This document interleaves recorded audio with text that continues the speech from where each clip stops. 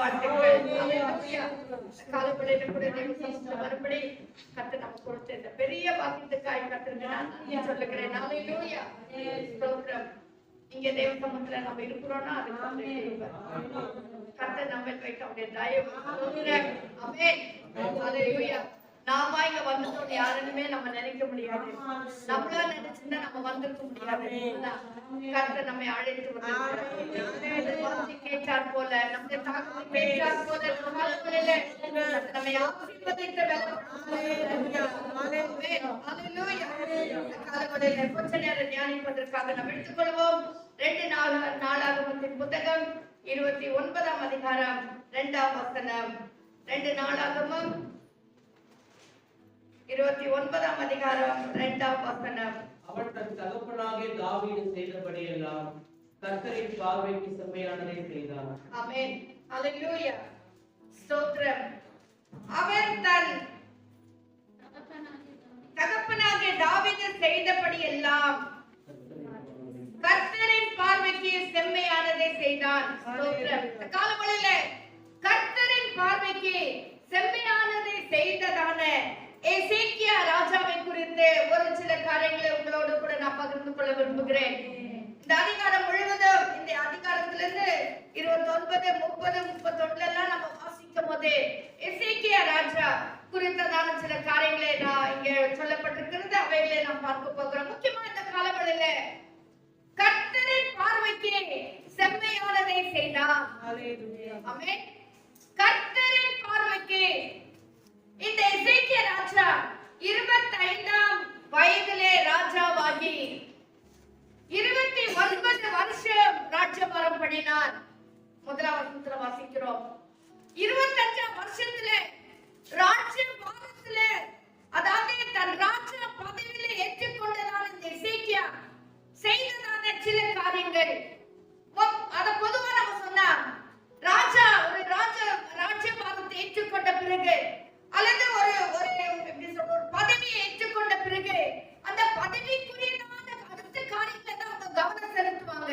உடனே நான் இப்போ ராஜானா ராஜாங்கத்துல என்ன செய்யணும், என்னுடைய வேலை என்ன, எப்படி இல்ல அதுதான் அவங்க தாட் வரும். ஆனா எசேக்கியா ராஜாவோ அவர் செய்ததான சில காரியங்கள் முதலாவது என்ன செய்கிறார் என்றால் கர்த்தரின் பார்வைக்கு செம்மையானதை செய்கிறார்.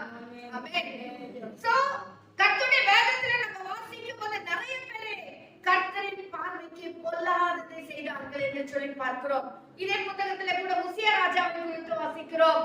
உசியா ராஜா கர்த்தரின் பார்வைக்கு பொல்லாத காரியங்களை செய்தார். ஹல்லேலூயா. கர்த்தரின் பார்வைக்கு கர்த்தருக்கு விருப்பமில்லாத காரியங்களை செய்தார் என்று சொல்லி பார்க்கிறோம். இப்படி நிறைய பேரை வேதத்துல இருந்து நம்ம வாசிக்க முடியும். ஆனா இந்த எசேக்கியா ராஜாவோ கர்த்தரின் பார்வைக்கு செம்மையானதை செய்தார். He did the right things in front of God, in God's eye. அதாவது கர்த்தரின் பார்வைக்கு செம்மையானதை செய்தார். என்ன செய்தார், எப்பேற்பட்ட காரியங்களை செய்தார் என்று சொல்லி அதே அதிகாரத்துல தான் நம்ம பார்க்க போறோம். 3ஆம் வசனத்தை வாசிங்க. அவன் தன் ராஜ்யபாரத்தின் 1ஆம் வருஷம் 1ஆம் மாதத்தில் கர்த்தருடைய ஆலயத்தின் கதவுகளை திறந்து அவைகளை பழுது பார்த்து போதுங்க. அதாவது 3ஆம் வசனத்துல வாசிக்கிறோம். அவன் தன் ராஜ்யபாரத்தின் 1ஆம் வருஷம் 1ஆம் மாதத்திலே முதல் ராஜா செய்ததான காரியம், இது ஆசாரியன் செய்ய வேண்டிய காரியம். ஆலயத்தை பார்க்க வேண்டியது ஆசாரியன். ஆனால் இந்த ராஜாவோ கர்த்தரின் பார்வைக்கு செம்மையான காரியத்தை செய்தார் என்று சொன்னால் 1ஆம் வருஷத்திலே 1ஆம் மாதத்திலே 1 நாளிலே அவர் செய்ததான காரியம் என்னவென்றால் என்ன செய்தார், கர்த்தரின் ஆலயத்தின் கதவுகளை திறந்து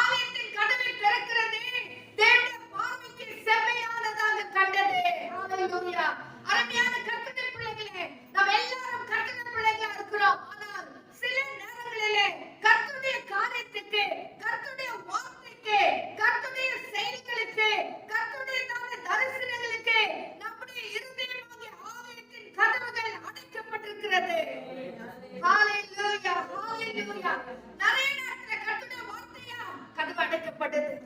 ஓ, இந்த இதுவா எச்சரிப்பின் சத்தமா கதவுகள் அடைக்கப்பட்டிருக்கிறது. எந்த கதவு?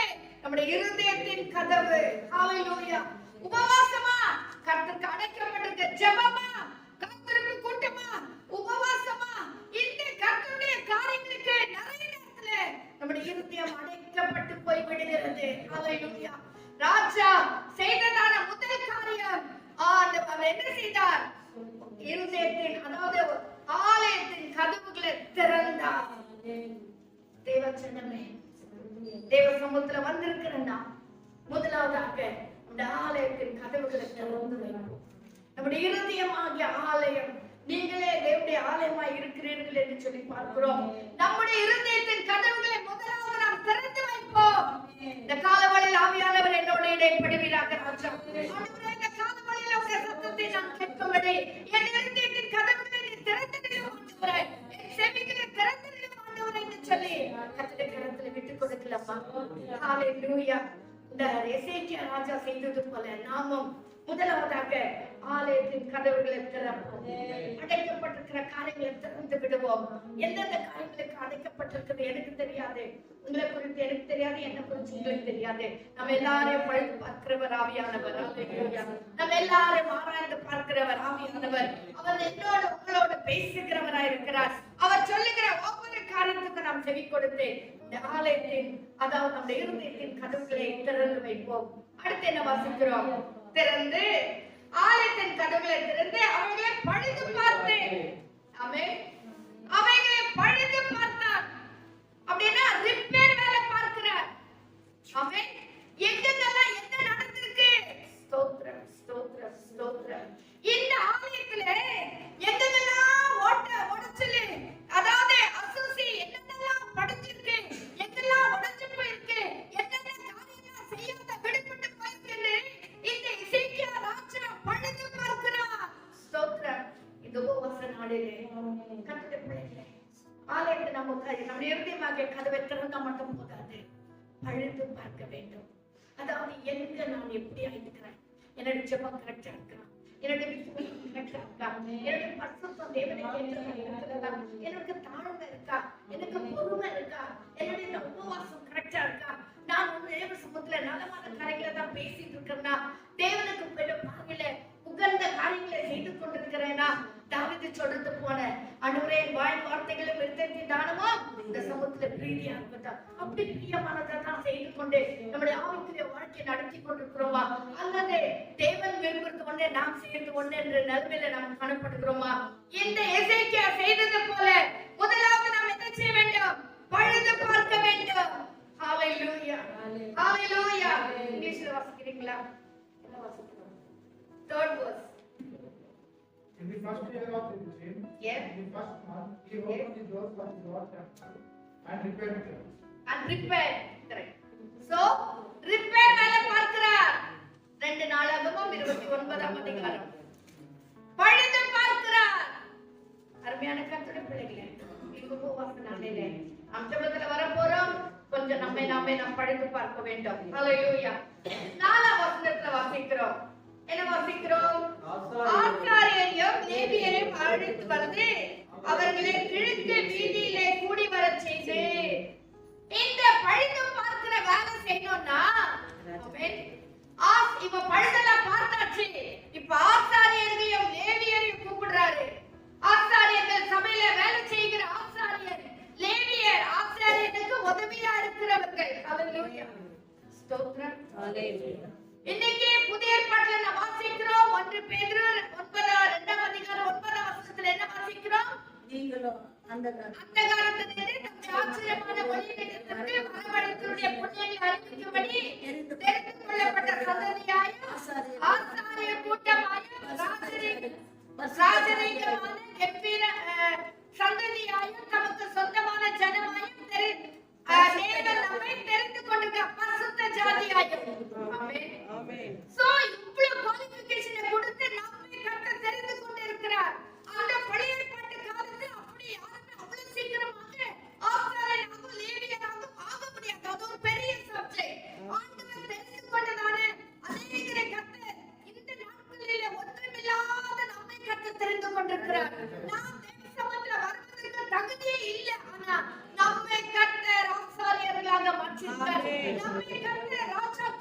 மாற்றியிருக்கார். நம்மை கர்த்தர் லேவியர்களாக மாற்றியிருக்கிறார். ஹalleluya. இந்த இவர்கள் ஆசாரியர்களை லேவியரை வரவழைத்து அவரை என்ன செய்கிறார்? கூடி வரச் செய்து அவர்களை நோக்கி, லேவியரே கேளுங்கள், நீங்கள் இப்பொழுது உங்களை பரிசுத்தம் பண்ணிக்கொண்டு உங்கள் பிதாக்களின் தேவனாகிய கர்த்தருடைய ஆலயத்தை பரிசுத்தம் பண்ணி, ஆமென், ஆமென். இந்த ஆலயத்தை பரிசுத்தம் பண்ணணும்னா கூட முதலாவது அவர்கள் பரிசுத்தமாக்கப்பட வேண்டும். ஆமென். யாரோ வந்து எப்படி வந்து ஆலயத்தின் வேலைகளை எல்லாம் செய்ய முடியாது. ஆலயத்துல ஒருத்தர் வேலை செய்யணும்னா அவங்க டெடிகேட்டடா இருக்கணும், அர்ப்பணிக்கப்பட்டவர்களா இருக்கணும், அவர்கள் பரிசுத்தமாக்கப்பட்டவர்களா இருக்கணும், அவர்கள் தேவனுக்கு தங்களை ஒப்பு கொடுத்த பிள்ளைகளாக இருக்கணும். எப்படியோ நடந்துட்ட சபையில வேலை முடியாது. அது பெருக்கிற வேலையா இருந்தா கூட சரி, அர்ப்பணிக்கப்பட்ட ஒரு விசுவாசியாய் காணப்பட வேண்டும். அவர்கள் ஸ்தோத்திரம், தேவனுக்கு தெரிந்து கொள்ளப்பட்ட பாத்திரமாய் காணப்பட வேண்டும். கர்த்தருடைய பிள்ளைகளே, என்ன சொல்ல வரேன்? முதலாவது நம்மை நாம் பரிசுத்தம் பண்ணிக்கொள்ள வேண்டும். பரிசுத்தம் பண்ணிக்கொண்டு அதற்கு பிறகு நாம் என்ன செய்ய வேண்டும்? ஆலயத்தை பரிசுத்தம் பண்ணி அசுத்தமானதை பரிசுத்த ஸ்தலத்திலிருந்து வெளியே கொண்டு போங்கள். ஆமென். ரிப்பேர் வேலை எல்லாம் பார்த்து அசுத்தமானதெல்லாம் எல்லாம் சரி பண்ணிட்டேன்னு சொல்லி அசுத்தமானதை அங்கே விடக்கூடாது. அசுத்தமான காரியத்தை வெளியே கொண்டு போக வேண்டும். அது வெளியே கொண்டு போகப்பட வேண்டும். வாழ்க்கையில காணப்படுகிறதான இந்த ஆலயமாக நம்முடைய இருதயத்தில் காணப்படுகிறதான அசுத்தமான காரியங்கள் ரிப்பேர் செய்த பிறகு, ரிப்பேர் வேலை பண்ணா எவ்வளவு கலீஜ் ஆகும் நமக்கு எல்லாம் நல்லா தெரியும். ஆமென். என்னங்க பேசுறேன்? ஆமென். எவ்வளவு அழுக்கு படிச்சிரும் இல்லீங்களா? சின்ன ஒரு வேலை செய்தாலே போதும், வீடு ஃபுல்லா, வீட்ல ஒரு ரூம்ல ஒரு சின்ன ரிப்பேர் வேலை நடந்தா கூட சரி, வீடு ஃபுல்லா நாசமாயிடும். ஆமென். அவ்வளோ கலீஜ் ஆயிடும். கர்த்தருடைய பிள்ளையே, ஆண்டவர் சொல்றாரு, அந்த கலீஜெல்லாம் நம்ம அப்படியே விட்டுருவோமா? விட மாட்டோம். என்ன செய்வோம்? வெளியே கொண்டு போய் போடுவோம். அதான் ஆண்டவர் சொல்றாரு, நீ அசுத்தமானது உனக்கு அசுத்தம் தெரியும். உன் வீட்டுல குப்பை இருக்கு தெரிஞ்சு நம்ம எப்படி குப்பையை வீட்டுல விடுறது இல்லையோ, அதை வாரி கொண்டு போய் குப்பையில வெளியே கொண்டு போய் கொட்டுறது போல உன் வாழ்க்கையில இந்த அசுத்தம் தெரியுதோ, உன் வாழ்க்கையில இந்த சரியில்லைன்னு தெரியுதோ, உன் வாழ்க்கையில நான் கோபப்படுறது சரியில்லை, என் வாழ்க்கையில இப்படி நான் பேசிக் கொண்டது, இப்படி நான் நடந்து கொண்டது சரியில்லைன்னு தெரியுதோ, அதை உடனே வெளியே போடு. அது உடனே வெளியே கொண்டு போய் போடு. அது உன் இருதயத்துக்குள்ள இருக்க வேண்டிய காரியம் இல்லாது. தேவ பிள்ளையே இல்ல, கர்த்தருடைய பிள்ளைகளே, இன்னைக்கு நம்ம ஆண்டவர் நம்மோடு ஒரு அதாவது எப்படின்னு சொன்னா, பரிசுத்தம் உள்ளவன் இன்னும் பரிசுத்தமாக வேண்டும். ஆமென். அசுத்தமா இருக்கு. அவன் பத்தி நமக்கு வேணாம். நம்ம எல்லாம் பரிசுத்தம் உள்ள பிள்ளைகள். ஆண்டவர் நம்ம எல்லாம் இன்னும் பரிசுத்தமாக வேண்டும். நம்ம எல்லாம் இன்னும் விசுவாசத்துல வளர வேண்டும். இன்னும் நம்ம ஆவிக்குரிய வாழ்க்கையில வளரணும். நம்ம எல்லாம் இன்னும் மென்மேலும், அதாவது எப்படி சொல்றது, மென்மேலும் வளர்ந்த ஒரு விசுவாசிகளா இருக்கணும்னு ஆண்டவர் விரும்பிட்டான். இந்த காலவெளியில நம்மோடு பேசிக் கொண்டாலே சின்ன சின்ன காரியங்கள், ரட்சிக்கப்பட்டவர்கள் தான், அபிஷேகம் பண்ணப்பட்டவர்கள் தான், மனங்களை பெற்றவர்கள் தான். ஆனாலும் எங்கேயோ ஒரு இடத்துல ஒரு சின்ன காரியம் நம்மை அசுத்தப்படுத்தி கொண்டிருக்கிறது. எங்கேயோ ஒரு சின்ன யோசனை, எங்கேயோ ஒரு சின்ன காரியம், ஏதோ ஒரு நேரத்துல வரக்கூடிய சோகம், ஏதோ ஒரு நேரத்துல வரக்கூடிய வேண்டாத சோதனைகள் நம்மை அசுத்தப்படுத்தி கொண்டிருக்கிறது. ஹல்லேலூயா. தேவனுடைய சமூகத்திலே நாம் விடுதலோடு போவதற்கு தடையாக காணப்பட்டு கொண்டிருக்கிறது. ஆனபடினால் தான் கர்த்தர் சொல்றாரு, இந்த எசேக்கியா செய்தது போல நாம் ஒவ்வொருவரும் நம்முடைய வாழ்க்கையில, அவர் வருஷத்தின் முதல் மாதத்துல செய்தாரு. இன்னைக்கு கர்த்தருடைய பிள்ளைகளா இருக்கிற ஒவ்வொருவருக்கும் ஆண்டு சொல்லுகிற காரியம் என்ன தெரியுங்களா? டெய்லி சுத்திகரிக்கப்பட வேண்டும். ஒவ்வொரு நாளும் சுத்திகரிக்கப்பட வேண்டும். ஏன்னா இது கிருபை நாட்களிலே நாம் இருக்கிறோம். கர்த்தர் சீக்கிரம் வருகிறவராய் இருக்கிறார். ஹல்லேலூயா. அவர் திருடனை போல வருகிற தேவனா இருக்கிறார். ஆமென். ஹல்லேலூயா. பிதா ஒருவர் தவிர அந்த நாளையாவது அந்த நாளையாவது குமாரன் கூட அறியாதன்னு சொல்லி வேதத்துல வாசிக்கிறோம். அப்போ அவருடைய வருகை அவ்வளவு ஒரு ரகசியமாக பயங்கரமா இருக்கிறபடினால நாம் ஒவ்வொருவரும் ஆயத்தப்பட வேண்டும் ஆசை விரும்புகிறார். நாம் ஒவ்வொருவரும் பலப்படணும். இருக்கிற எஞ்சிய நாட்களிலே கர்த்தருக்கு ஏதாவது நாம் செய்ய வேண்டும். கர்த்தருக்கு ஏதாவது ஒரு மகிமையான காரியங்களை செய்ய வேண்டும். கர்த்தருக்கு மகிமையுள்ள சாட்சிகளை நாம் வாழணும்னு சொல்கிறார். ஆனபடினால் தான் கர்த்தர் நம்மோடு பேசிக் கொண்டிருக்கிறார். வசனத்தை வாசிங்க. நம்முடைய பிதாக்கள் துரோகம் பண்ணி நம்முடைய தேவனாகிய கர்த்தரின் பார்வைக்கு பொல்லாப்பானதை செய்து அவரை விட்டு விலகி தங்கள் முகங்களை கர்த்தருடைய வாசஸ்தலத்தை விட்டு திருப்பி அதற்கு முதுகை காட்டினார்கள். ஆமென். என்ன செய்துட்டாங்களா? கர்த்தருடைய வாசஸ்தலத்தை விட்டு திருப்பி அதற்கு முதுகை காட்டினார்கள். கர்த்தரை விட்டு விலகி, இன்னைக்கு இஸ்ரவேல் ஜனங்கள் கர்த்தரை விட்டு விலகி கர்த்தரை விட்டு தூரமாய் போய்விட்டார்கள். ஆனப்படினால் தான் இந்த எசேக்கியாவுக்கு ஒரு வைராக்கியம் வந்தது. ஒரு என்ன சொல்றது, ஐயோ கர்த்தருடைய ஜனங்கள் கர்த்தரை ஆராதிக்காம இருப்பது எப்படின்னு சொல்லி ஒரு வைராக்கியம் தனக்குள்ள வந்ததுனால அவர் கிரியை செய்ய ஆரம்பித்தார். ஹல்லேலூயா. அதாவது ஸ்தோத்திரம். 15ஆம் வசனம் 16ஆம் வசனத்துல வாசிங்க.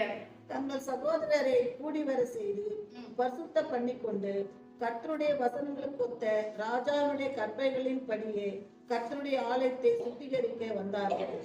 ஆசாரியர்கள் கர்த்தருடைய ஆலயத்தை சுத்திகரிக்கும்படி உட்புறத்திலே பிரவேசித்து கர்த்தருடைய ஆலயத்தில் கண்ட சகல அசுத்தத்தையும் வெளியே ஆசாரியர்களும் லேவியரும் வந்தாங்க, ஆலயத்தை முழுதுமா சுத்திகரிச்சாங்க. சுத்திகரிச்ச பிறகு என்ன பண்ணாங்க? சகல அசுத்தத்தையும் வெளியே கர்த்தருடைய ஆலய பிரகாரத்தில் கொண்டு வந்தார்கள். ஆமென். அப்பொழுது லேவியர் அதை எடுத்து வெளியே கிதிரோன் ஆற்றிற்கு கொண்டு போனார்கள். பாத்தீங்களா?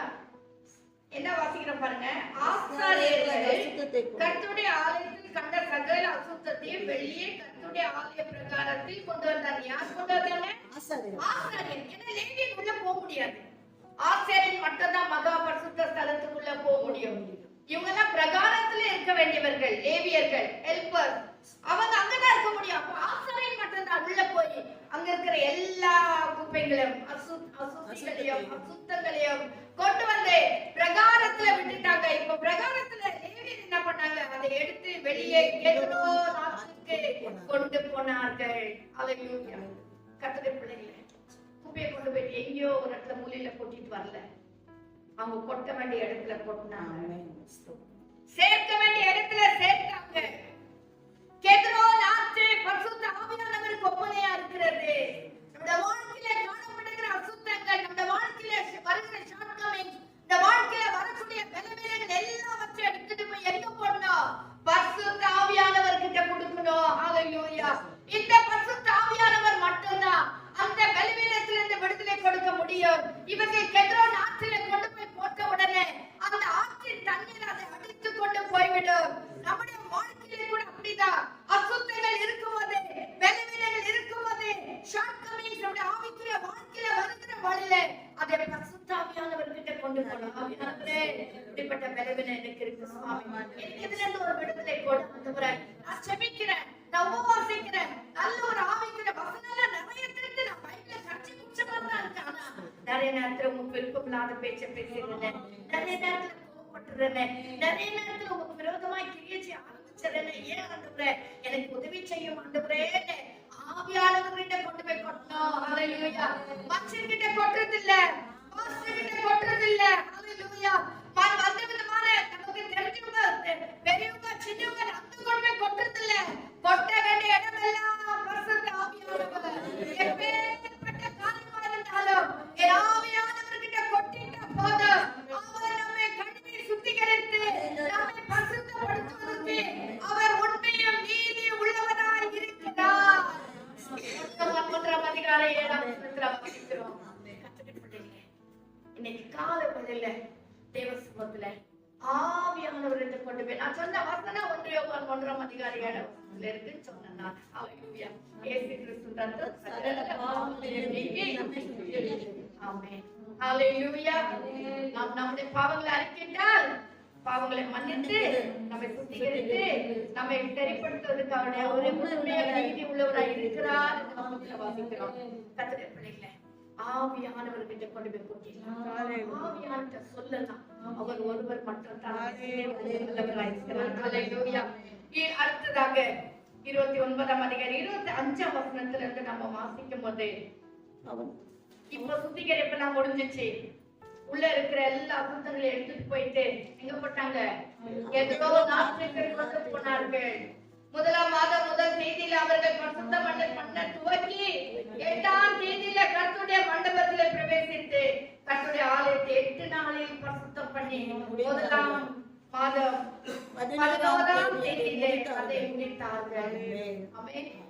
8ஆம் தேதி 8 நாள், அதாவது இயேசு கிறிஸ்து பிறந்த பிறகு கூட 8ஆம் நாளில தான் கொண்டு போய் பிரதிஷ்டை பண்ணினாங்க.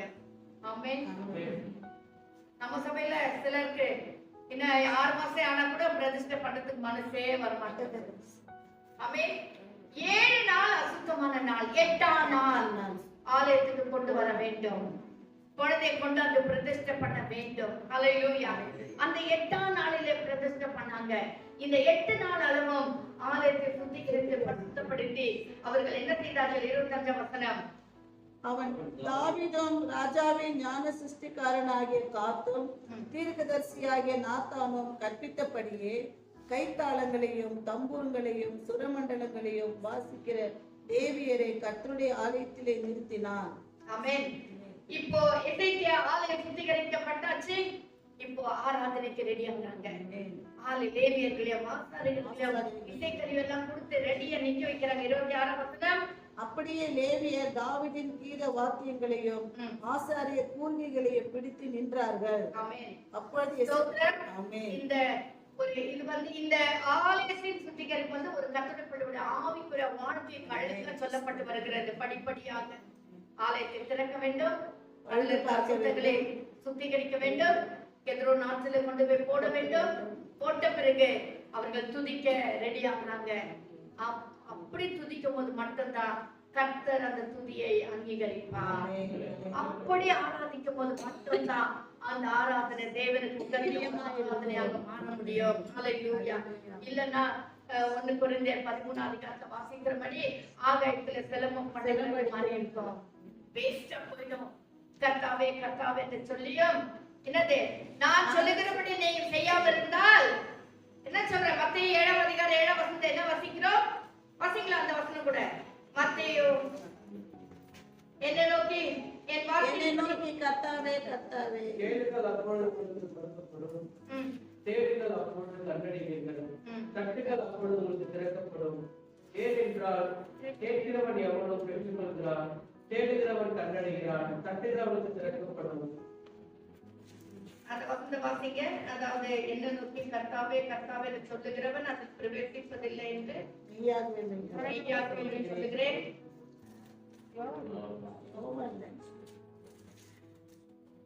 ஆமா ஆமா, பிதாவின் சித்தத்தின்படி செய்கிறவர்கள் இல்லாமல் என்னை நோக்கி கர்த்தாவே கர்த்தாவே என்று சொல்லுகிறவன் அதில் பிரவேசிப்பதில்லை.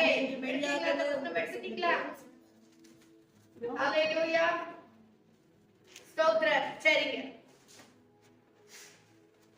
என்னை நோக்கி கர்த்தாவே கர்த்தாவே சும்மா சொல்லிட்டா கர்த்தர் அந்த ஜெபத்தை கேட்கவே மாட்டார். அவருடைய சித்தத்தின்படி செய்ய வேண்டும், அவருடைய கோட்பாடின்படி நாம் செய்ய வேண்டும். அப்போதான் கர்த்தர் அந்த ஜெபத்தை கேட்பார். ஹல்லேலூயா. நீதிமொழியில வாசிக்கிறோம், வேதத்தை கேளாதபடி தன் செவியை வெள்ளப்பட்ட ஜெபம் அருவருப்பானது. சோ கர்த்தருடைய வேதத்தை கேட்டு இங்க படிப்படியா எசேக்கியா சொல்றாரு. ஹல்லேலூயா. ஓபனா செய்துட்டு வரார். ஸ்தோத்திரம். அடுத்து 30ஆம் வசனம் வாசிங்க. அதன் பின்பு எசேக்கியா ராஜாவும் பிரபுக்களும் லேவியரை நோக்கி, நீங்கள் தாவீதும் ஞான சிருஷ்டிக்காரனாகிய ஆசாபும் பாடின வார்த்தைகளினால் கர்த்தரை துதியுங்கள் என்றார்கள். ஆமென். அப்பொழுது மகிழ்ச்சியோடு துதி செய்து தலை குனிந்து பணிந்து கொண்டார்கள். ஆமென். இப்போ 31ஆம் வசனம் இப்ப ஆராதிக்கிறாங்க. இரண்டாவது 31ஆம் வசனத்துல 32ஆம் வசனம் என்ன வாசிக்கிறோம்? கர்த்தருக்கு பலிகளை செலுத்த ஆரம்பிக்கிறாங்க. ஹல்லேலூயா. பாருங்க என்ன படிப்படியா வருது பாருங்க. ஆராதிச்சாங்க, இப்ப பலிகளை செலுத்துறாங்க. 30ஆம் அதிகாரம் 1ஆம் வசனத்துல இருந்து 14ஆம் வசனம் வரைக்கும் வாசிக்கும் போது என்ன பார்க்கிறோம்? அவர்கள் ஜனங்களை அழைத்து, யாரை? 10 கோத்திர பிதாக்களையும் 10 கோத்திரங்களை அழைத்து அவர்களை அழைத்து இப்ப பஸ்கா பண்டிகை செலிப்ரேட் பண்றாங்க. ஹல்லேலூயா. பாருங்க ஸ்தோத்திரம். இந்த பஸ்கா என்றால் என்ன? ஆட்டுக்குட்டியானவர் அடிக்கப்படுகிறதான ஒரு காரியம். ஹல்லேலூயா. அதற்கு பலி செலுத்தி அவங்க எல்லாம் சுத்திகரிச்ச பிறகு இப்பொழுது பஸ்காவை கொண்டாடுகிறார்கள். ஸ்தோத்திரம். அதாவது ஸ்தோத்திரம் 12ஆம் வசனம் 20ஆம் வசனம் வரைக்கும் வாசிக்கும் பொழுது 30ஆம் அதிகாரம் 18 இருந்து 20 வாசிக்கும் போது ஜெபிக்க ஆரம்பிக்கிறார்கள். வாசிங்க அந்த வசனத்தை. 30ஆம் அதிகாரம் 18ஆம் வசனம். அவர்களுடைய எல்லா கூட்டத்தின் அட்டவணையிலும் எழுதப்பட்ட அதிகாரம் 18 வசனம். அதேனென்றால் எப்பிராயீம், மனாசே, இசக்கார், செபுலோன் மனுஷரே, ஏராளமான அநேக ஜனங்கள் தங்களை சுத்தம் பண்ணிக் கொள்ளாதிருந்தும் எழுதியிராத பிரகாரமாக பஸ்காவையும் சாப்பிட்டார்கள். என்னவா? என்ன வாசிக்கிறோம்? அநேக ஜனங்கள் தங்களை சுத்தம் பண்ணிக் கொள்ளாதிருந்தும் எழுதின பிரகாரமாக, அதாவது சொன்னபடி சொன்னபடி வானுடைய வார்த்தை என்ன இருக்கோ அதன்படி செய்யாதபடிக்கு நீங்க சுத்திகரிக்கணும்னு சொன்னா அது சுத்திகரிக்காம, ஆமென். சோ அப்படி பஸ்காவை சாப்பிட்டார்கள். எசேக்கியா அவர்களுக்காக விண்ணப்பம் பண்ணி, இதான் திருவிருந்துல நடக்குது. ஆமென். திருவிருந்து நேரத்துல கூட நிறைய பேர், அதாவது என்ன கடமைக்கு மாசத்துக்கு ஒரு வாட்டி திருவிருந்து எடுத்துடணும் அப்படின்றது வந்து எடுக்கிறாங்களே தவிர உண்மையான ஒரு சுத்திகரிப்பு எடுக்கிறது. அதனால்தான் பாஸ்டர் ஆனாலும் நானும் செபிக்கிற வழியில மன்னியும் ஆண்டவரே, இரக்கம் செய்யும் ஆண்டவரே வேண்டிக் கொள்ளுகிறோம். அல்லேலூயா.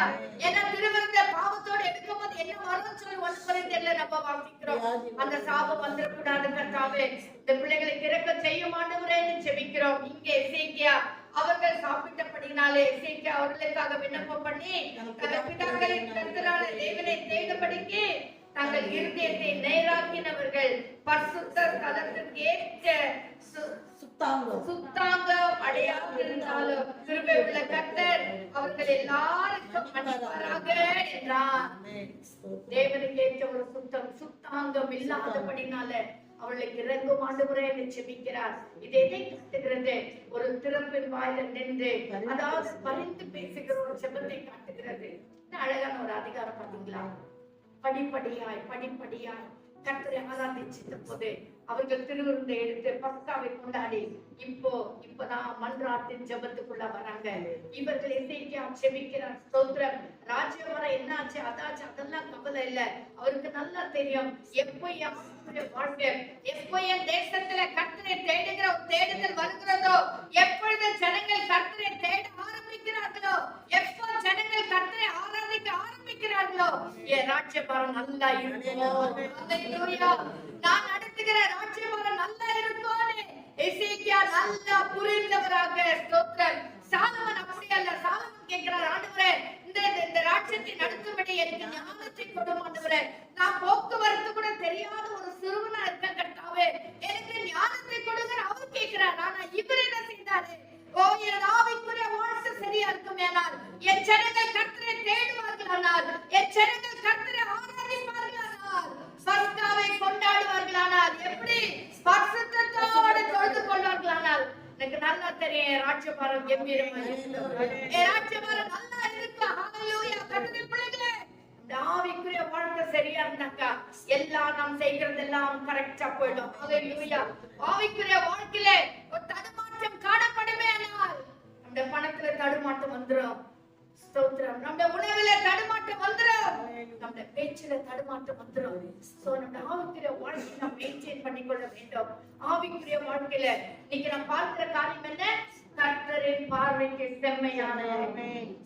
ஒவ்வொரு காரியத்துல பார்க்கும்போது கர்த்தரின் பார்வைக்கு செம்மையானதை செய்து வருகிறார். அதே ஸ்தோத்திரம். 30ஆம் அதிகாரம் 12ஆம் வசனத்திலிருந்து நாம் பார்த்தோம் 22ஆம் வசனம் வரைக்கும் பஸ்காவை கொண்டாடினார்கள். ஹalleluya. ஸ்தோத்திரம். 23ஆம் வசனத்திலிருந்து 27ஆம் வசனம் வரைக்கும் அவர்கள் என்ன செய்தார்கள்? 23ஆம் வசனத்தை வாசிங்க. பின்பு வேற 7 நாள் அளவும் ஆசரிக்க சபையார் எல்லாரும் யோசனை பண்ணி அந்த 7 நாளும் ஆசனத்தோட ஆசரித்தார்கள், ஆனந்தத்தோட ஆசரித்தார்கள். திருப்பி பாருங்க, எல்லாம் முடிஞ்சிச்சு. சுத்திகரிப்பு நடந்தது, கர்த்தரை ஆராதிச்சாங்க, பஸ்கா கொண்டாடினாங்க, ஜெபம் பண்ணாங்க, எல்லாம் முடிஞ்சதானா இப்போ தேவ சமூகத்தை விட்டு போறதுக்கு அவங்களுக்கு மனசு இல்லை. ஹalleluya. என்ன செய்தாங்களா? 7 நாள் அளவு ஆனந்தத்தோட கர்த்தரை ஆசரித்தார்கள். 7 பரிபூர்ணம். இப்பதான் பரிபூர்ணம் வருகிறது. பரிபூர்ண ஆனந்தம், பரிபூர்ண கொண்டாட்டம், பரிபூர்ண ஸ்தோத்திரம், பரிபூர்ண ஆராதனை, பரிபூர்ணமான ஜெபம் எல்லாம் கர்த்தர் கொடுத்து விட்டார். கர்த்தருடைய பிள்ளைகளே, நம்முடைய வாழ்க்கையில செய்ய வேண்டிய காரியங்கள் கர்த்தருக்கு பிரியமானதை நாம் செய்யும்போது கர்த்தருக்கு உகந்த காரியத்தை இங்க இருக்கிற பஸ்கா திருவிருந்து சுத்திகரிப்பு கெதுருநாட்ல எல்லாமே கர்த்தருக்கு உகந்த காரியம். நம்முடைய வாழ்க்கையிலே நம்முடைய குடும்பங்களிலே கடைபிடித்தா நிச்சயமாக நாம் இன்னும் ஆனந்தமாய் கர்த்தரை தொழுது கொள்ள முடியும். ஸ்தோத்திரம். அதாவது 31ஆம் அதிகாரம் 1ஆம் வசனத்துல என்ன வாசிக்கிறோம்? இவையெல்லாம் முடிந்த பின்பு இஸ்ரவேல் எல்லாரும் யூதாவின் பட்டணங்களுக்கு புறப்பட்டு போய் யூதா பெஞ்சமின் எங்கும் எப்ராயிம் எங்கும் மனேசேவிலும் கூட உண்டான சிலைகளை உடைத்து விக்கிரக தோப்புகளை வெட்டி. இவங்க யாருங்க? யூதா, பென்யமீன், மனாசே. இவங்க யார்? கோத்திர பிதாக்கள். 12 கோத்திர பிதாக்கள். இப்ப என்ன பண்ணாங்க? ரட்சிக்கப்பட்டுட்டாங்க, அனுசமத்துல அறிக்கைட்டாங்க, பஸ்காவுதா திருவிருந்தை பெற்றுக் கொண்டாங்க, மன்றாட்டு ஜெபத்துல வந்துட்டாங்க. இப்ப என்ன செய்யறாங்க தெரியுங்களா? இந்த கோத்திர பிதாக்கள் திரும்பி போய் என்ன செய்யறாங்க? மனாசேல் கூட உண்டான சிலைகளை உடைத்து விக்கிர தோப்புகளை வெட்டி மேடைகளையும் பீடங்களையும் இடித்து அவைகளை எல்லாம் தகர்த்து போட்டார்கள். ஆமென். இந்த காரியம் ரொம்ப ரொம்ப முக்கியமான ஒரு காரியம். இப்ப ஆவியானவர் பேசினாரே, நீங்க உடைஞ்சு போயிருக்கு, அசுத்தம் இருக்கு, க்ளீன் பண்ணு சொல்லிட்டாரு. நம்ம எல்லாம் பண்ணிட்டோம். ஆனா வீட்டுல இருக்குது எங்கேயோ ஒரு இடத்துல மூலையில. ஆனா இன்னும் நம்முடைய தோப்பு அவிக்கிரகம் அப்படியே இருக்கு. ஆனா இன்னும் சிலைகள் அப்படியே இருக்கு. ஆவியானவர் சொல்லுகிறார், நீ வீட்டுக்கு போய் நீ உன் வீட்டில் இருக்கிற சிலைகளை உடைத்து போடு. உன் பாளையத்துக்குள்ள இருக்கிற விக்கிரக தோப்புகளை நீ தகர்த்து போடு. அதை மட்டும் நம்ம செய்யறது இல்ல. ஆமென். புரியுதுங்களா? அதை மட்டும் நம்ம செய்யறது இல்ல. என்னவோ போனா யாரோ சொன்னாங்க ஒரு கயிறு கட்டிக்கிறது, யாரோ அவங்க செய்தாங்கன்னு கால்ல ஒரு கயிறு கட்டிக்கிறது. ஆமென். என்னவோ சொன்னாங்கன்னு அதுல கொஞ்சம் எண்ணெய் வச்சிருது, என்ன இவங்க சொன்னாங்கன்னு அந்த ஒரு பாரம்பரியம் பாடி செய்திருது. வீட்டுல இவங்க வீட்டுல பாளையத்துல இருக்கு, இதுவரைக்கும் சுத்திகரிக்கப்பட்டாங்க. ஆலயத்துல இருக்கிற தியாத ஜன் பீப்பிள், ஸ்பிரிச்சுவல் பீப்பிள், ஆவிக்குரிய பிள்ளைகள், நல்ல ஜெபம் ஆராதனை எல்லாம் இருக்கு. ஆனா வீட்டுல போன பிறகு அந்த அவங்க பாளையத்துல போன பிறகு அவர்கள் செய்ய வேண்டிய வேலை தான் இது. அதை செய்யாம நம்ம போனோம்னா ஆவியானவர் தொடர்ந்து நம்மோடு இருக்க மாட்டார். ஆவியானவர் தொடர்ந்து நம்மோடு கூட இடைப்பட மாட்டார். எப்ப நம்ம விக்கிரங்களை தகர்க்காம வச்சுக்கிறோமோ, இது எனக்கு நம்ம வைத்துக் கொள்ளுகிறோமோ, இது பரவாயில்லன்னு வச்சுக்கிறோமோ, இது நல்லா இருக்கும் ஒன்னும் தொந்தரவு இல்லை நினைச்சுக்கிறோமோ, ஆவியானவர் அப்பவே நம்ம விட்டு தூரமாய் போய் விடுவார். கர்த்தருடைய பிள்ளைகளே, நீ கர்த்தருடைய அதாவது யோசுவா சொல்றது போல எவ்வளவு நாளைக்கு ரெண்டு நினைவுகளை கூட்டி நடப்பீங்க. ஒண்ணு கர்த்தரே தெய்வமானால் அவரே செய்வீங்க, பாகா தெய்வமானால் அவரே செய்வீங்க. இதுல இல்ல அதுல இல்லாம ரெண்டாம் கட்டாக வாழ்கிற வாழ்க்கை ஆபத்தான வாழ்க்கை நம்முடைய வாழ்க்கையில. நீ கர்த்தருக்கு பரிசுத்தமாக்கி கொண்டால் உன் வீடு கர்த்தருக்கு பரிசுத்தமான வீடு, உன் பிள்ளைகள் பரிசுத்தமானவர்கள், உன் பேர பிள்ளைகள் பரிசுத்தமானவர்கள். நீ அதை சுத்திகரித்துக் கொள்ள வேண்டும். பரவாயில்லை இருக்கட்டும் சொன்னா நடக்கவே நடக்காது. உன் வீட்டில தேவனாகிய கர்த்தர் வாசம் பண்ண மாட்டார். என் பாளையத்துக்குள்ள ஆவியானவர் உலாவ மாட்டார். ஆண்டவர் இஸ்ரவேலின் பாளையத்துக்குள்ள உலாவினார். வாசிக்கிறோம் இல்லைங்களா? இஸ்ரவேலின் பாளையத்துல எங்குமே ஆவியானவர் இருந்தார். அவர் இருந்தபடினால்தான் இஸ்ரவேலின் பாளையத்துக்குள்ள சங்கார தூதன் வரல, வியாதி வரல, அதாவது எந்த விதமான நோய்களாக வரல. எப்ப நம்ம கர்த்தரை விட்டு தூரமாய் போகிறோமோ, இங்க வாசிக்கும் பொழுது இந்த 2 நாளாகம யாத்திராகமத்துல வாசிச்சோம். இப்ப நாளாகமத்துல வரும்போது கோத்திர பிதாக்களுடைய பாளையத்துல விக்கிரகம். ஹalleluya. என்ன வாசிக்கிறோம்? அவைகளை தகர்த்து போட்டார்கள். பின்பு இஸ்ரவேல் புத்திரர் எல்லாரும் அவரவர் தங்கள் ஊர்களில் இருக்கிற தங்கள் காணியாட்சிக்கு திரும்பினார்கள். 2ஆம் வசனத்துல என்ன வாசிக்கிறோம்? அவர்கள் நான் பாயிண்ட் ஒண்ணி வாசிக்கிறேன். அவர்கள் ஊழியத்தின் படியையும்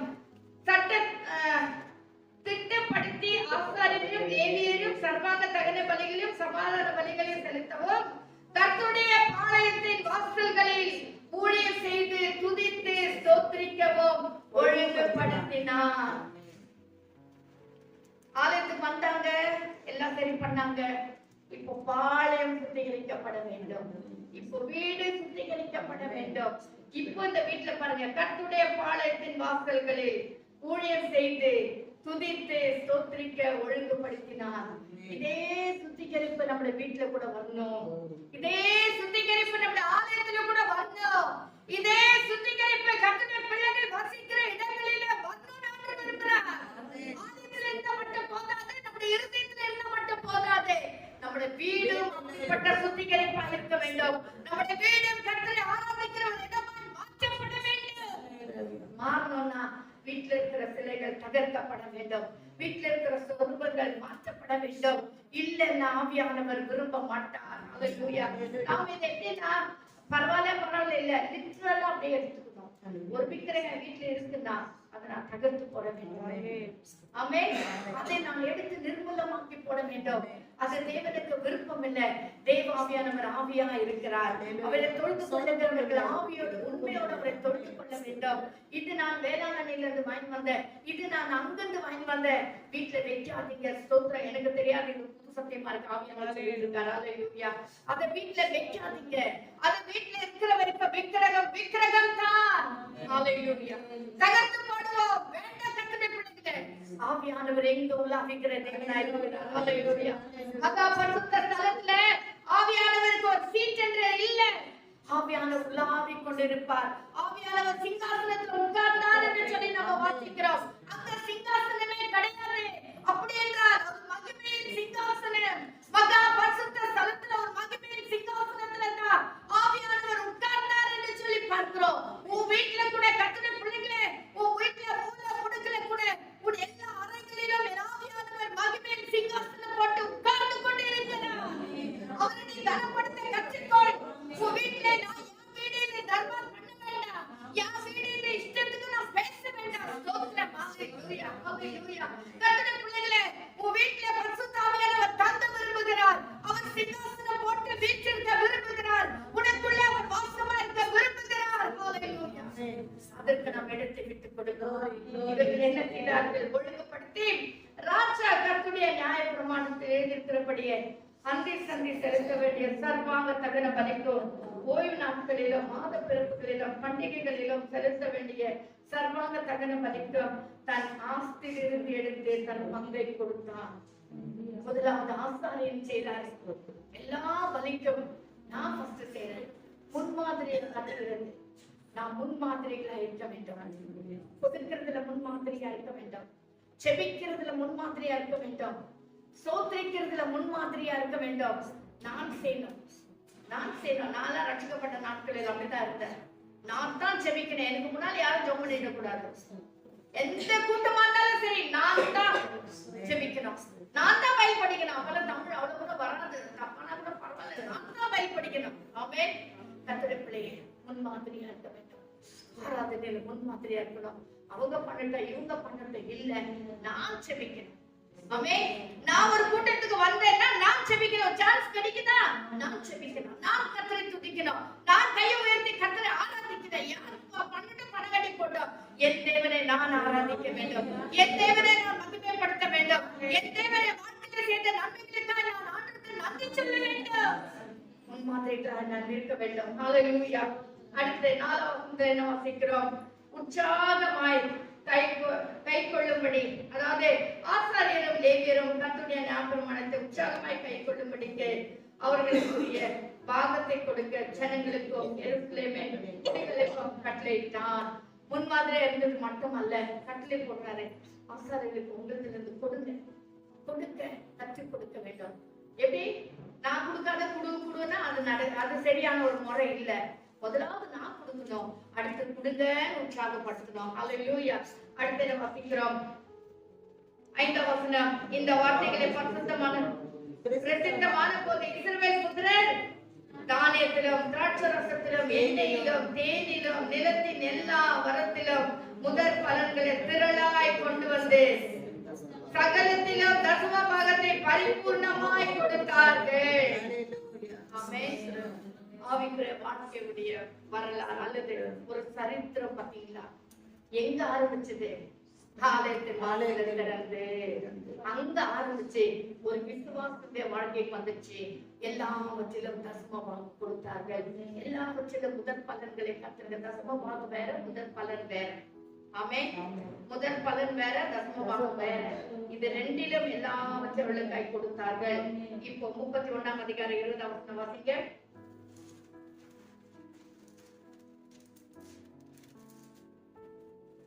இந்த பிரகாரமாக எசேக்கியா யூதாவெங்கும் நடப்பித்து தன் தேவனாகிய கர்த்தருக்கு முன்பாக நன்மையும் செம்மையும் உண்மையானதை செய்தான். ஆமென். இப்படி இன்னும் நீங்க வீட்டுல போயிட்டு இந்த 2 அதிகாரத்தை நீங்க வாசிங்க. 29, 30, 31 கூட மிகவும் அருமையான ஒரு அதிகாரம். ஒரு கர்த்தருடைய பிள்ளையுடைய அப்படியே எப்படி சொல்றது, ஒரு படமா சித்தரித்து வைத்திருக்கிறதான ஒரு அதிகாரம். கர்த்தருக்கு முன்பாக நன்மையும் செம்மையும் உண்மையுமானதை செய்தான். யாரு? எசேக்கியா. என்ன செய்தார் பாத்தீங்களா? இவ்வளவு நேரம் நம்ம கேட்டீங்களா? ஆலயத்தை திறந்தார், எல்லாம் பண்ணாரு, எல்லாம் பண்ணிட்டு வந்து ஜனங்களை உற்சாகப்படுத்தி, ஜனங்களுக்கு முன்மாதிரியா இருந்து, ஜனங்களை கொடுக்கறது உற்சாகப்படுத்தி, எல்லாம் செய்து பக்க ஆட்டுக்குட்டி அடித்து திருவிருந்தை எழுதி எல்லாம் வராங்க. இதுதான் கர்த்தருக்கு முன்பாக செம்மையான காரியம். ஆமென்.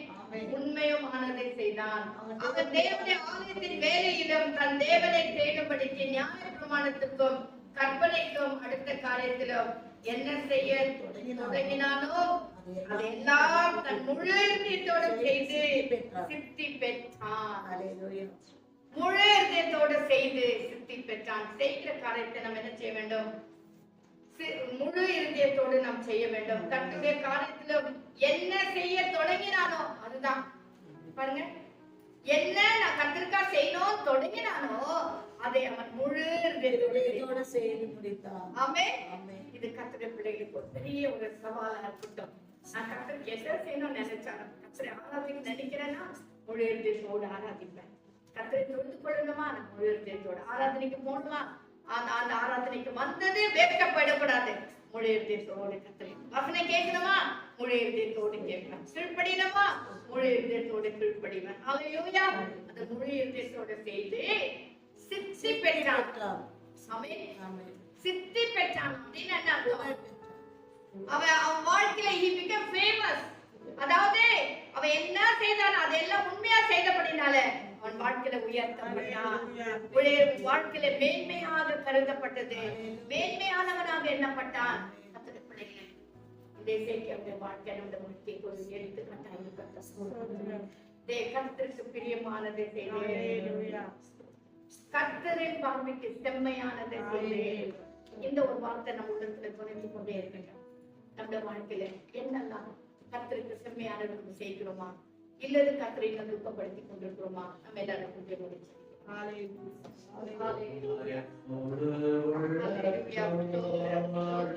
கர்த்தருடைய பிள்ளைகளே, தேவ சமூகத்துல நம்ம தாழ்த்தலாமா, அர்ப்பணிக்கலாமா? உண்மையிலே நம்ம ரட்சிக்கப்பட்ட கர்த்தருடைய பிள்ளை. கர்த்தர் நமக்கு ஒரு ராஜ்யபாரத்தை கொடுத்திருக்காரு. அந்த ராஜ்யபாரத்துல அதாவது நம்மை ஆளுகிறதான ஒரு ராஜ்யபாரம். எனக்கு நான் தான் ராஜா, எனக்கு நான் தான், நான் என்னை ஆளுகிறவன் நான் தான். இந்த ராஜ்யபாரத்துல முதலாவது நாம் என்ன செய்து கொண்டிருக்கிறோம்? கர்த்தருக்கு வாசல், இருதயத்தின் வாசல் அடைக்கப்பட்டிருக்கிறாரா? ஜெபத்துக்கு அடைக்கப்பட்டிருக்கா? பரிசுத்தத்துக்கு அடைக்கப்பட்டிருக்கா? தேவனுடைய ஆராதனைக்கு அடைக்கப்பட்டிருக்கா? உபவாசத்துக்கு அடைக்கப்பட்டிருக்கா? கர்த்தருடைய வார்த்தைக்கு கீழ்ப்படுகிற காரியத்திலும் இருதயம் அடைக்கப்பட்டிருக்கா? திறந்து விடு கர்த்தருடைய பிள்ளையே. முதலாவது நம்ம திறந்து விடலாமா? ஆலயத்தின் கதவுகளை திறந்து விடு. பழுது பார்க்கணும். குயவனாக இயேசுவின் கரம், அவருடைய கரத்தை ஒப்பு கொடுத்த பிள்ளைகளாக என்னை பழுது பார்த்து, ஆண்டவரே இந்த காலவெளியில் என்னை சரிப்படுத்தி, எலியா கூட பலிப்பிடத்தை செப்பனிட்டான் என்று சொல்லி பார்க்கிறோம். நம்முடைய பழுது பார்த்து உடைந்திருக்கிற பகுதிகளை சரிப்படுத்தினான். கர்த்தருடைய ஆவியானவர் நமக்குள்ளே இறங்குவார், இன்னும் கிருபைகளை ஊற்றுவார். கேட்கிறோம் ஆத்திரத்தை கொண்டு போய் அசுத்தங்களை எல்லாம் கொண்டு போய் போட்டுலாம். அசுசிகளையும் அசுத்தங்களையும் கொண்டு போய், அதாவது ஸ்தோத்திரம், அசுசி வேற அசுத்தம் வேற. அசுசின்றது டஸ்ட், காரியம் நம்முடைய வாழ்க்கையில இருக்குமே, அதையும் பரிசுத்த ஆவியானவராகிய கேதுரோன் ஆற்றில கொண்டு போய் போட்டுடலாமா? இந்த காலவழியில ஒரு முறை கூட ஆவியானவர் நம்மை சுத்திகரிக்கும்படியாய் கர்த்தருடைய கரத்துல நம்ம விட்டு கொடுக்கலாமா? ஹalleluya, ஹalleluya. இங்க நம்ம பரிசுத்தமாக்கப்பட்டுட்டோம். இங்க நம்ம பரிசுத்தமாக்கப்பட்டுட்டோம். வீட்டுல போய் சரிப்படுத்தணும் கற்றுக். நம்முடைய வீடு எப்படிப்பட்டதாய் காணப்படுகிறது? நம்முடைய வீடு உண்மையில தேவனுக்கு பிரியமானதா இருக்கா? இங்க நம்ம வாஸ்தவ மனாசே யூதா இவங்க எல்லாம் வந்து கோத்திர பிதாக்கள் தான். ஆனா உங்களுடைய பாளையத்திலே விக்கிரகம் பலிப்பீடம் எல்லாம் இருக்கு. யாருக்கு பலிப்பீடம்? பாகாலுக்கு. இன்னைக்கு நம்முடைய வீடு எப்படிப்பட்டதா இருக்கு? அசுத்தங்களை எடுத்து போடலாமா? தேவனுக்கு விருப்பமில்லாத காரியமா? ஏன்னா உன் வீட்டுல கர்த்தர் தாமரிக்க விரும்புகிறார். உன் வீட்டுல கர்த்தர் தங்கி தாமரிக்க விரும்புகிறார். உன் வீட்டுல கர்த்தர் விடுதலை கொடுக்க விரும்புகிறார். உன் வீட்டுல பரிசுத்த ஆவியா உள்ளாக விரும்புகிறார். உன் வீட்டுல கர்த்தருடைய சிங்காசனத்தை போட விரும்புகிறார். நன்றி ராஜா, அருமரட்சகாவுக்கு நன்றி. கர்த்தருடைய கரத்துல நம்மை தாழ்த்தலாமா? விட்டு கொடுக்கலாமா? வசனத்தை கேட்கிறதான அருமையான கர்த்தருடைய பிள்ளைகளே, இந்த நாளையில கர்த்தருடைய கரத்துல விட்டு கொடுப்பீர்களா? உங்களை கர்த்தர் மேன்மைப்படுத்த விரும்புகிறார். உங்களை கர்த்தர் ஆசீர்வதிக்க விரும்புகிறார். பரிசுத்தம் உள்ளவர் இன்னும் பரிசுத்தமாகட்டும். அதெல்லாம் கர்த்தர் செய்ய விரும்புகிறார். ஹல்லேலூயா. நம்ம எல்லாம் தேடினவர்களாக மாறணும் விரும்புகிறார். நம்ம எல்லாரும் கர்த்தருடைய சுவிசேஷங்களாக விளங்கணும் கர்த்தர் விரும்புகிறார். நம்மை கொண்டு கர்த்தர் பலத்த காரியங்களை செய்யணும் விரும்புகிறார். நம்மை கொண்டு கர்த்தர் மலைகளை பெயர்ந்து போக பண்ண விரும்புகிறார். ஜெபம் அப்படிப்பட்ட ஜெபமாய் மாறணும் விரும்புகிறார். ஹல்லேலூயா. அந்த கட்டுகள் உடையணும் விரும்புகிறார். உனக்கு விரோதமா எழுப்புகிற பில்லி சுனிய கட்டுகள் உடைக்கணும் விரும்புகிறார். எப்படி? மூச்சபத்தின் மூலமாக, உன்னுடைய அர்ப்பணிப்பின் மூலமாக உனக்கு விரோதமான எழுப்புகிற சத்துடைய ஆயுதங்கள் ஒன்று வாய்க்காமல் போகும்படி கர்த்தர் விரும்புகிறார். எப்படி? மூச்சபம், உன்னுடைய விசுவாசம், உன்னுடைய அர்ப்பணிப்பு, உன்னுடைய ஒப்பு கொடுத்தல் இருக்கும் என்றால் அதை கொண்டு கர்த்தர் பலத்த காரியங்களை செய்ய விரும்புகிறார். ஹல்லேலூயா, ஹல்லேலூயா. அருமரட்சகா, இந்த நல்ல காலவளைக்கு நன்றி ராஜா. சமுத்திரங்களை ஒரு முறை கூட தாழ்த்துகிறப்பா. ஆண்டவரே, சீக்கிரம் வாழ்க்கையில அவன் கர்த்தருக்கு பிரியமானது செய்து செம்மையானது செய்தான் என்று சொல்லி பார்க்கிறோம். இந்த காலவளையில ஆண்டவரே என்னெல்லாம் செம்மையான காரியங்களை செய்தார் என்று பார்த்த ராஜா. இது கர்த்தாவே எங்கள் வாழ்க்கையில ஒரு படிப்பினையாக, ஒவ்வொரு படிக்கு ஒரு உயர்வாகவே காணப்பட கர்த்தர்களுக்கு உதவி செய்யும். வசனத்தை கேட்கிற உங்க பிள்ளைகளோடு உங்க கிருபை இருக்கட்டும், உங்க தயவு இருக்கட்டும் ஆண்டவரே. பலப்படுத்தும் ஆண்டவரே. ஸ்தானாபதிகளாக எழும்பும்படி கர்த்தர் உதவி செய்யும் ஆண்டவரே. கிறிஸ்துவுக்காக எழும்பி நிற்கிற பிள்ளைகளாய் மாற்றும் ஆண்டவரே. தியானத்தின் கரத்தை நாம் படைக்கிறோம். ஆசீர்வதிப்பாய் எடுத்தோம் தாழ்த்துகிறோம். இயேசுவின் நாமத்தில் ஜெபிக்கிறோம் பிதாவே. ஆமென், ஆமென். கர்த்தர் தாமே இந்த வசனங்களை நமக்கு ஆசீர்வாதத்தை கொடுப்பார்.